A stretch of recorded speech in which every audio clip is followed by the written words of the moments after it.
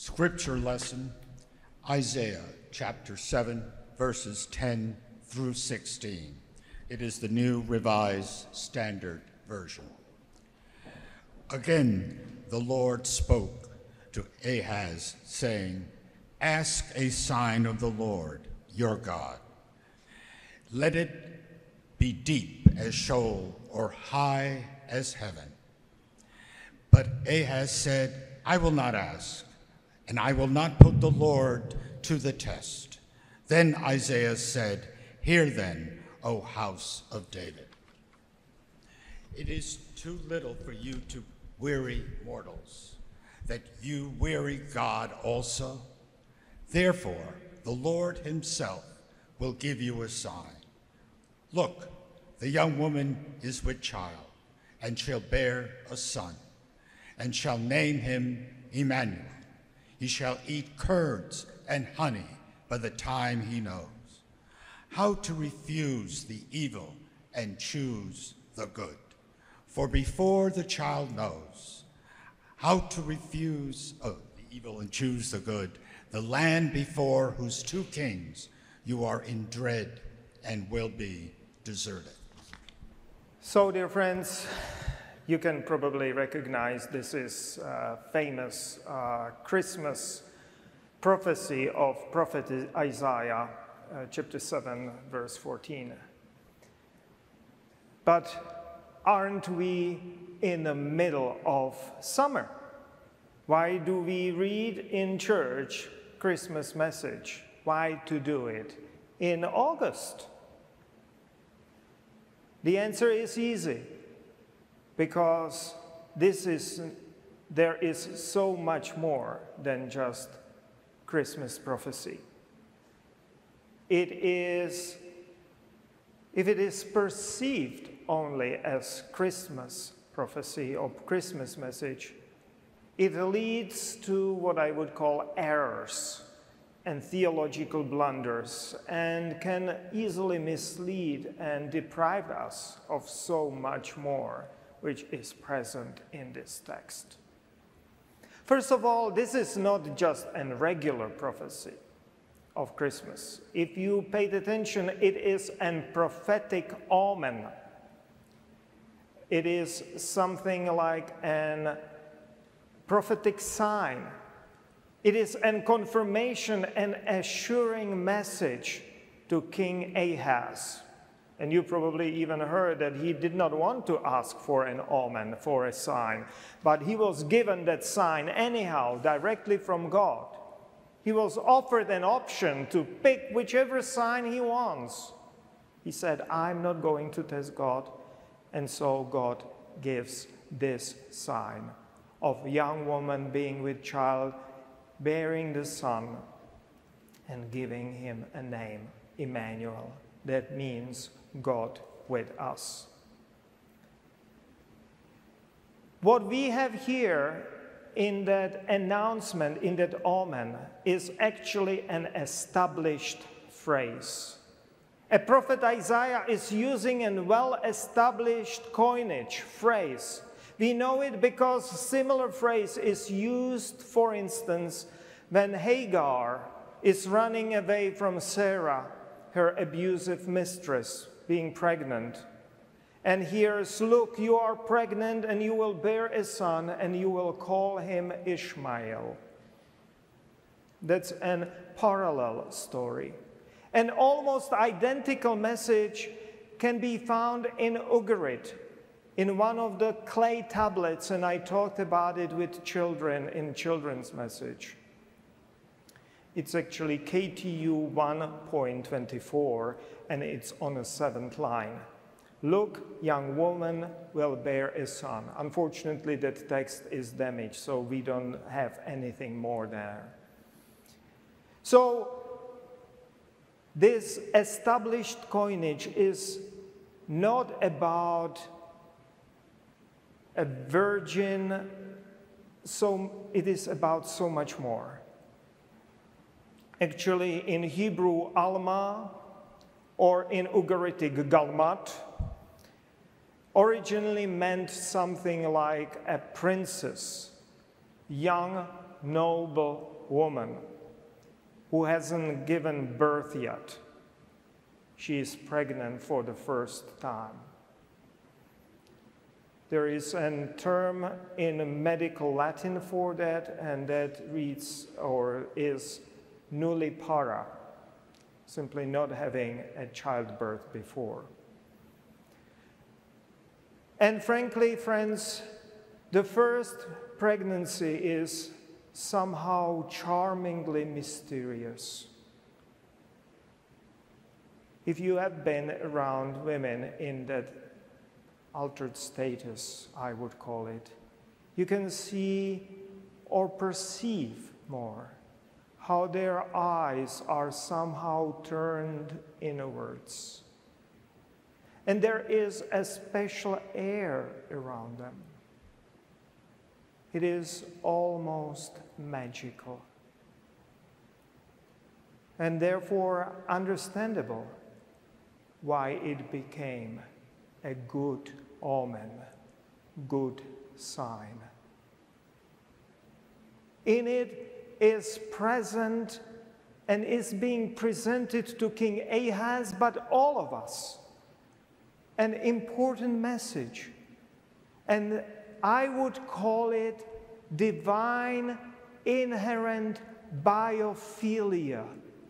Biophilia, that is a love of life, respect and a love of life. And besides this inherent divine biophilia, there is also another layer of this message, and that is that women are embraced, are more than possessions like it used to be back then in those times.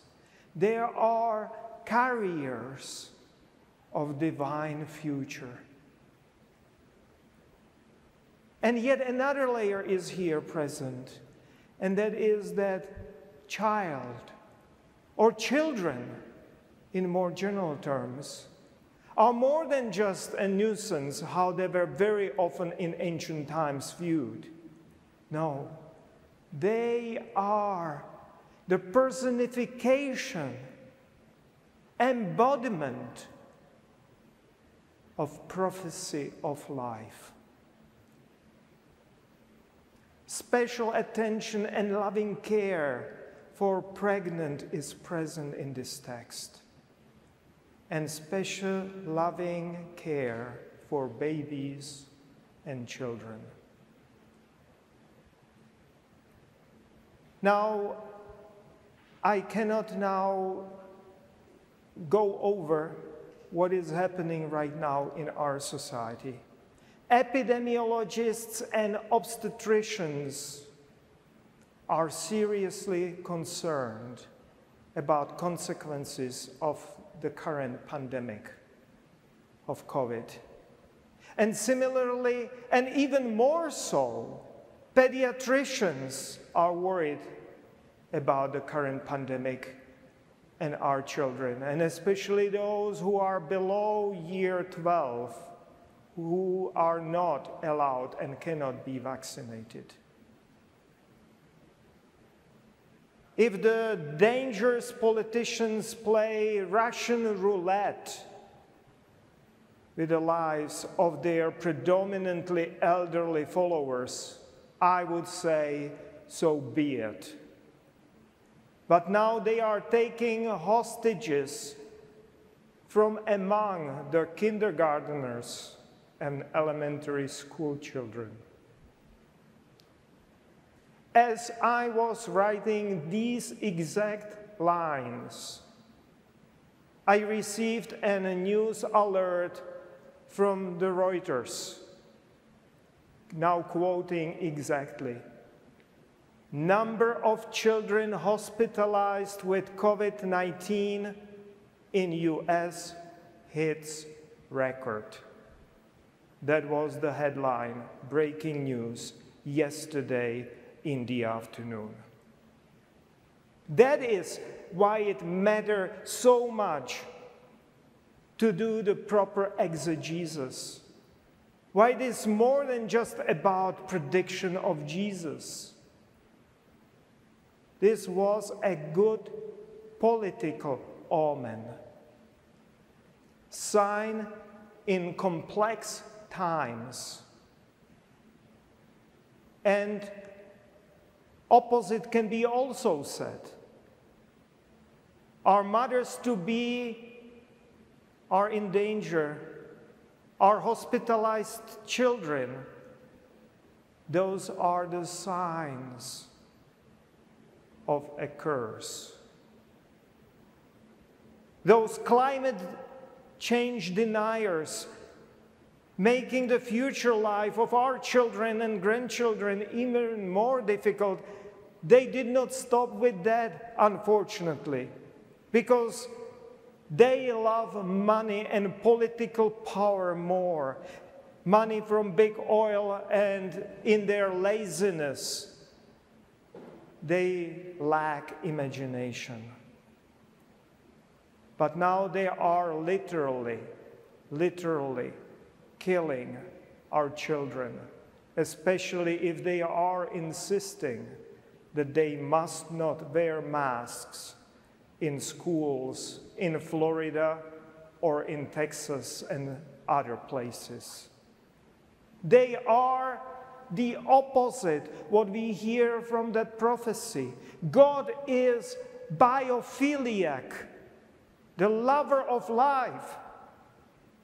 These politicians are necrophiliacs.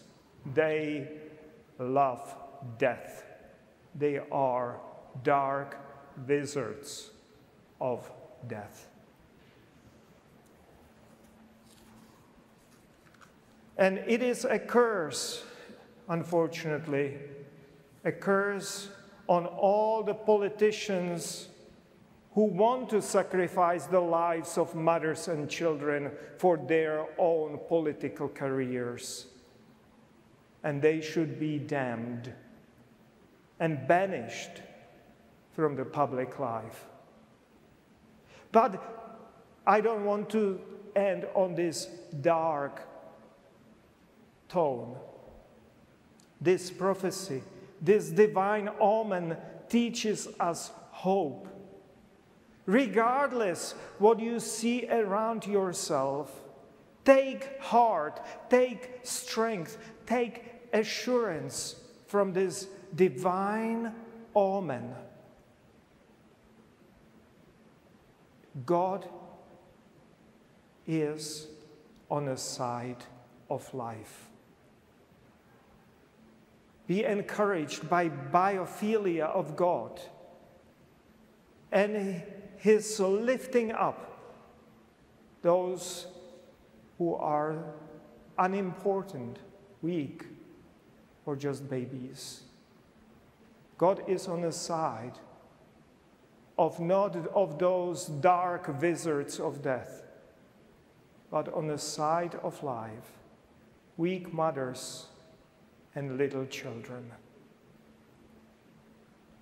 And that is a message for us.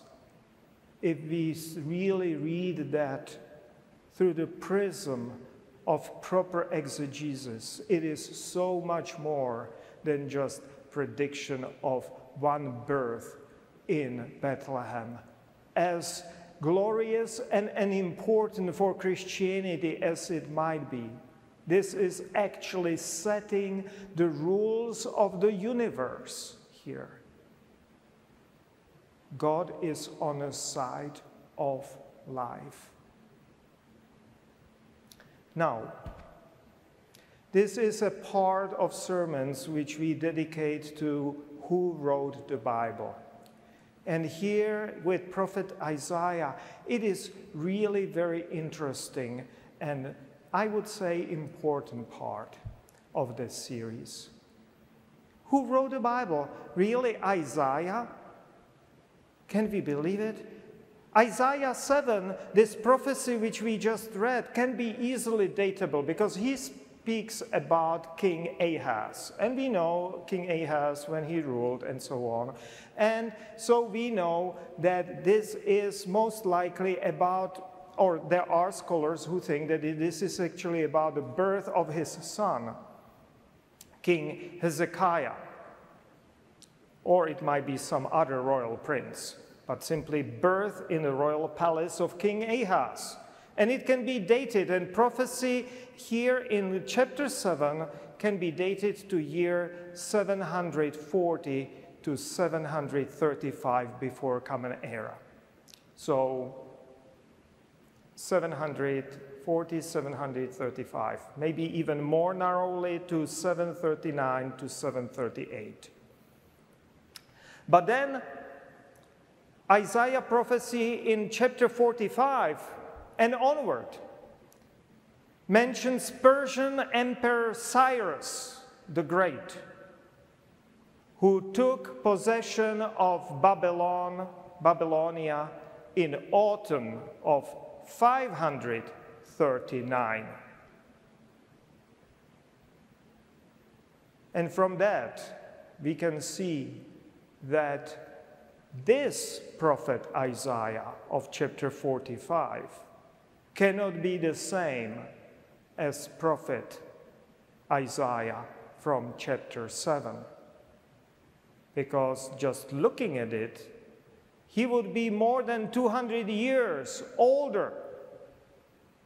And even though there are some biblical legendary patriarchs living these long lives, we haven't heard anything about that regarding prophet Isaiah. And it does not stop there. The German textual criticism from the 19th century onward, Professor Johann Gottfried Einhorn, squirrel, discovered that prophet Isaiah was actually, proto-Isaiah is chapter 1 through 39, and probably written, as I said, around 839. Then there is Deutero-Isaiah, the second Isaiah, which would be chapters 40 through 55. And that was written at least at 539, as we saw. But not really, because the style is different, and therefore it needs to be maybe after the 539. But then, there in the middle of 19th century was recognition that there was also a Trito-Isaiah, third Isaiah, which are chapters 56 through 66. And it was during the Second Temple Judaism and was written around 450 before Common Era. So here you have the first Isaiah, 839, second Isaiah, 539, and then Trito Isaiah, 450. It gives you something like 400 years between them. And probably, again, as I said, that is an terminus post quem. That means that that was the time when it could be written, and it was probably written much later. 400 years in between those times. It cannot be one person. And it was most likely written 400 years after where we normally see Isaiah being present. And as we saw with that prophecy taken from Ugarit, some of it really harkens really back 1,000 years before that. Why does it matter? It is important for us as Presbyterians in New York City quite a lot. Because in 1892, professor of Hebrew Bible in New York City, Charles Augustus Briggs, was tried for heresy by the Presbytery of New York City. He was acquitted by the Presbytery in 1892.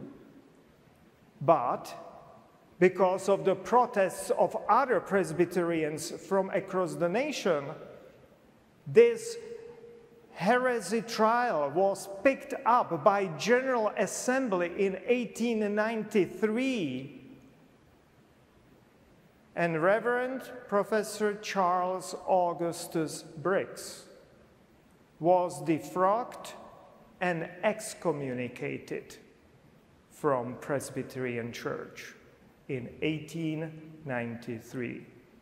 He continued teaching Hebrew Bible at Union Seminary. He is also a famous author of a dictionary which we are using until now. It's in my library. But the reasons for his heresy one of those was that he said that this prophecy, messianic prophecy in the Hebrew Bible, in the Old Testament, was originally about something else. Here you see it. But then it did not stop with Charles Augustus Briggs. In 1909 and 1910, New York City Presbytery ordained 3 ministers who were not prepared to fully accept the doctrine of virginal conception of Jesus. And there were many attempts on trying them again for heresy that led to production of 5 fundamentals within the Presbyterian Church. The first was that inspiration of the Bible, literal inspiration of the Bible. Second, virginal birth of Mary. Substitutional atonement, bodily resurrection, and Christ miracles. Those were 5 fundamentals. And the beginning of the word of fundamentalism. So Presbyterians are the origins of religious fundamentalism per se. And it happened here. But thankfully, there were also enlightened theologians back then and are until now. Henry Emerson Fosdick fought valiantly in the 1920s. And Presbyterians, through the good service of this Baptist minister, were protected from going the way of Missouri Synod Lutherans or Southern Baptist conventions into an utter abyss of theological bigotry. But the fundamentalism persisted and those struggles through the beginning of World War II. And afterwards, because they lost academic arguments, they just fostered popular ignorance within the churches and later cultural wars against, say, LGBTQ people and so on. So it is somehow ongoing, and it is important for us to know about it and celebrate that this church, Rutgers Church, because of Pastor Russell, but also of others after him, were on the side of those who were fighting for true faith against the bigoted dark princes. And now the fundamentalists are harming not and even killing our children, as I said earlier. They think it is a prediction of the virginal birth of Jesus, not about love and respect and protection of our children. And that is why it matters, these old stories, even today.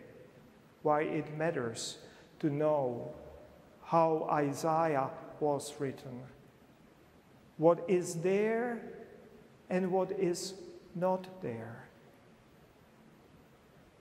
and to bring back that primary message when we filter out all that fundamentalistic nonsense.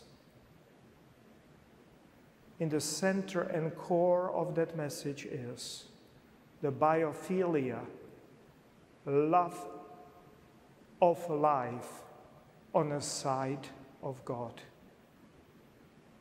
and care, protection, and love of children and mothers. That is the core message of this passage, much larger than just Christmas message. Amen.